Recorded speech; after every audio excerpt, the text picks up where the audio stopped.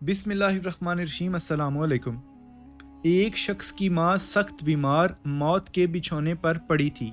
इसके बावजूद नालायक बेटे ने उसके साथ बदतमीजी की और बेचारी को तन्हा छोड़ दिया और वो गरीब इसी हालत तन्हाई में इंतकाल कर गई। वक्त गुजरता गया। 30 साल बाद उस नालायक बेटे को दस्त लग गए और वो निहायत कमज़ोर हो गया। हाथों का किया यूं आड़े आया कि रो रो कर कहता सुना गया, मेरे 3 बेटे हैं मगर मेरी बिल्कुल परवाह नहीं करते। मैं कई रोज़ से बीमार पड़ा हूँ मगर एक बार भी मिलने नहीं आए। आखिरकार वो अपनी माँ की तरह रात को अकेला मर गया।